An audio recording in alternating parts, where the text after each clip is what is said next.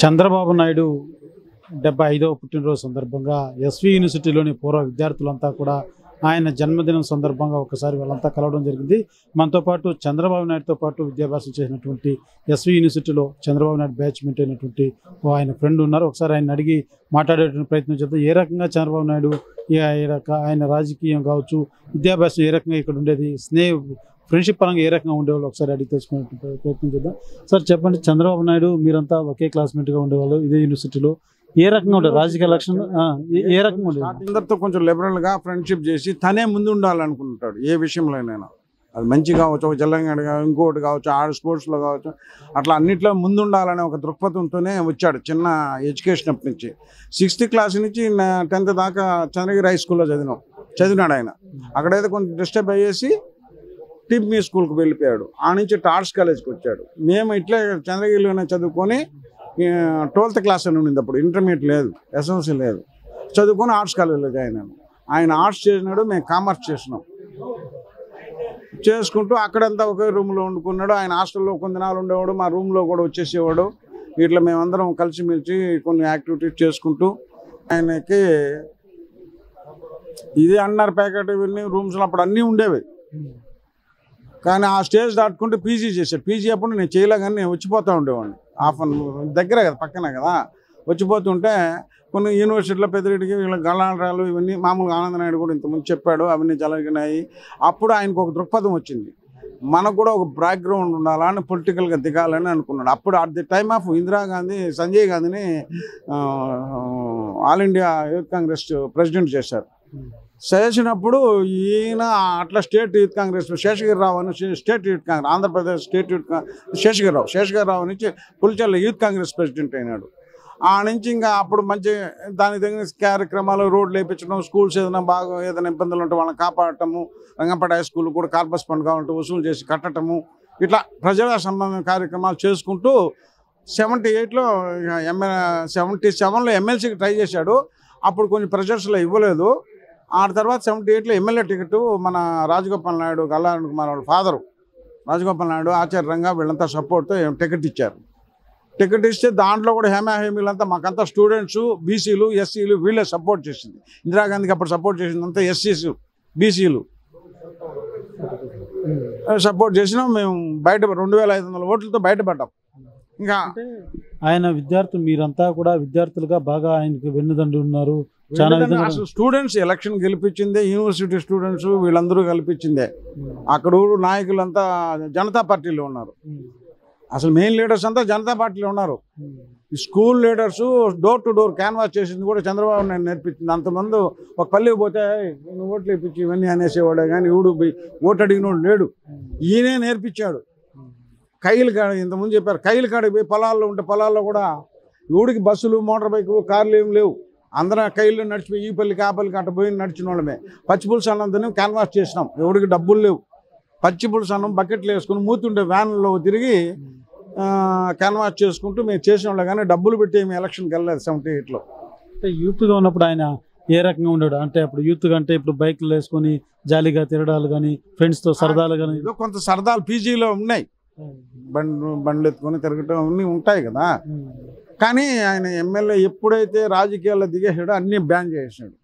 Totally find up. అలవాటు లేవని ఆయనే చెప్పాడు కదా, నాకు లేని అలవాటు లేదు, అన్నీ బ్యాన్ చేశాడని. అన్నీ బ్యాన్ చేసేసి రాజకీయాల్లో ముందుకు పోవాలంటే చెడ్డ పేరు ఉండకూడదు, ప్లస్ వస్తుంది అనేసి ఇంకా ఆ నుంచి స్టార్ట్ అయింది. రాజకీయాలు స్టార్ట్ అయ్యి ఎమ్మెల్యే అయినాడు. ఎమ్మెల్యే అయినాక మళ్ళీ సీనియర్ మినిస్టర్ అయినాడు. అప్పుడే రామారావు, అంజయ్ చీఫ్ మినిస్టర్ క్యాబినెట్లోనే ఈయన సీనియర్ మినిస్టర్. అప్పుడు రామారావు పరిచయం కావటం, వాళ్ళ అమ్మాయిని ఇవ్వటము. అప్పుడు కూడా కొంచెం తగరాతలు రామారావు పార్టీ పెట్టడానికి ఈయన ప్రోద్బలం ఎట్లా వచ్చిందంటే, ఈయనకి పోయి రాజ్యసభ మెంబర్ అడిగాడు.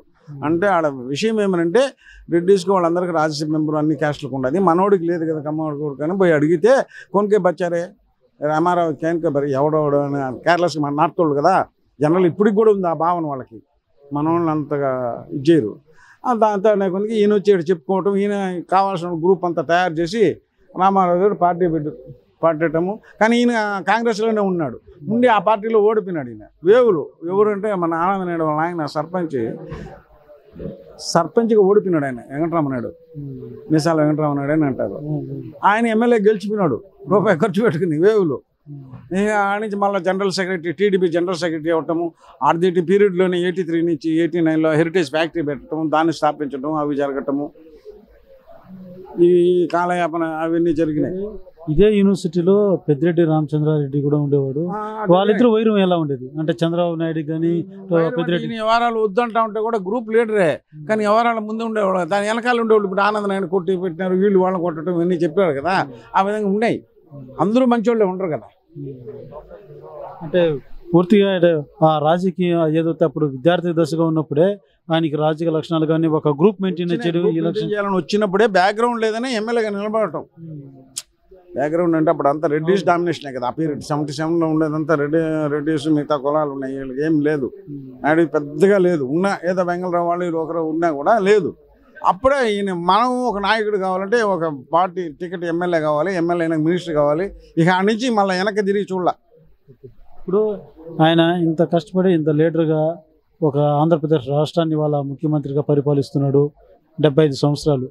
ఆయన గురించి ఈ యూనివర్సిటీ అంటే ఇప్పుడు రాజకీయంగా అనేక మాటలు ఉంటాయి. ఒక ఫ్రెండ్షిప్లో ఆయన గురించి ఫ్రెండ్షిప్లో ఆయన ఒక లక్షణాలు ఇలాంటి లక్షణం కలిగిన వాడు అంటే ప్రత్యేకించి ఆయన లక్షణాలు ఏమనంటే ఏ పని చేసినా తను ముందుండాలంటాడు. ఒక పని ఎత్తుకుంటే వెనక్కి తిరిగి చూడు, అది failure of success or not.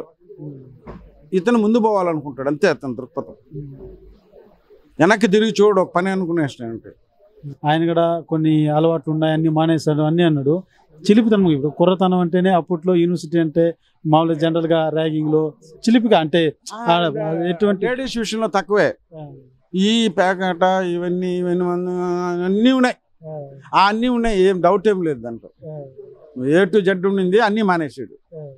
దాంట్లో మళ్ళీ ఒకటి ఉండే ఒకటి అన్ని చెప్పకూడదు. అది ఆయనే చెప్పేసాడు, మనం చెప్పేది ఎందుకు ఇప్పుడు స్పెషల్గా. అంటే మీకు ఎలా ఉంది ఇక్కడ మీతో పాటు ఈ యొక్క కాన్స్టిట్యూన్స్ లో ఉండి ఇక్కడ చదువుకొని ఈ రోజు ఇంకా 75 ఏళ్ళ వయసు వచ్చినా ఇప్పటికీ ఆయన మంచి ఎనర్జెటిక్ గా ఉంటున్నారు. మాకు కూడా ఈర్ష్యే, మనం ఇంకా నడవలేకపోతున్నాం. ఆయన మాకు మెడ పట్టీలు వేసుకోవడము, ఆయన యాక్టివ్ గా పనిచేస్తున్నాడు.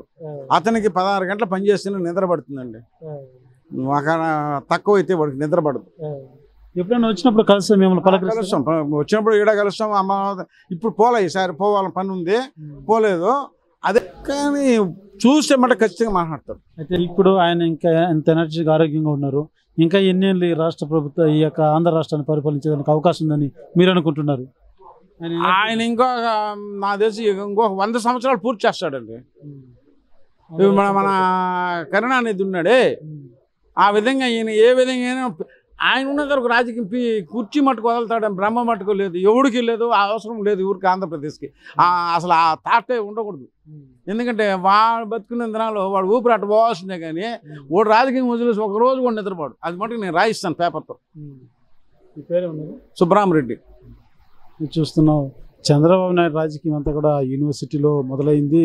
ఇక్కడ విద్యార్థి దశలో ఉన్నప్పుడే ఆయనకంటూ పట్టింది ఆ యొక్క ఏదైనా ఒక పని చేపట్టాలంటే దాని మీద నిబద్ధతతో ఉండి దాన్ని సాధించేంత వరకు కూడా పట్టు వదిలేటువంటి వ్యక్తిత్వం చంద్రబాబుది కాదు. ఆ రకంగా అనేక ఏదైతే విద్యార్థి దశలో ప్రతి విద్యార్థి ఎటువంటి ఎంజాయ్ కావచ్చు, ఒక బాధ్యతాయుతం కావచ్చు, ఏ రకంగా మెలుగుతారో అన్నీ కూడా చంద్రబాబులో కూడా కనపడేటివి. ఏదైనా ఎప్పుడు కూడా కానీ చెడు వ్యసనాలకు చాలా దూరంగా ఉండేటువంటి వాడు అంటూ కూడా ఆయన స్నేహితులు తెలియజేస్తున్నటువంటి పరిస్థితి. అయితే రానున్నటువంటి ఇంకా 100 ఏళ్ల పాటు తమిళనాడు ఏదైతే కరుణానిధి ఏ రకంగా రాజకీయాల నుంచి ఏ రకంగా పరిపాలించాడో ఆయన వయసు పైబడేంత వరకు కూడా అదే స్థాయిలో చంద్రబాబు కూడా పూర్తిగా ఆయన ఆరోగ్యంగా ఉన్న రోజులు ఆ యొక్క రాజకీయాలు పూర్తిగా ఉంటారు. ఆంధ్రప్రదేశ్ అభివృద్ధికి ఆయన దోహదపడుతూనే ఉంటారంటూ కూడా ఆయన స్నేహితులు తెలియజేస్తున్నటువంటి పరిస్థితి నెలకొందని చెప్పాలి. కెమెరా పర్సన్ కోటితో సురేష్, RTV, SV యూనివర్సిటీ. మరిన్ని వీడియోస్ కోసం ఛానల్ ని సబ్స్క్రైబ్ చేయండి. లేటెస్ట్ అప్డేట్స్ కోసం వాట్సాప్ ఛానల్ ని ఫాలో అవ్వండి. ఆ లింక్ డిస్క్రిప్షన్ లో ఉంది.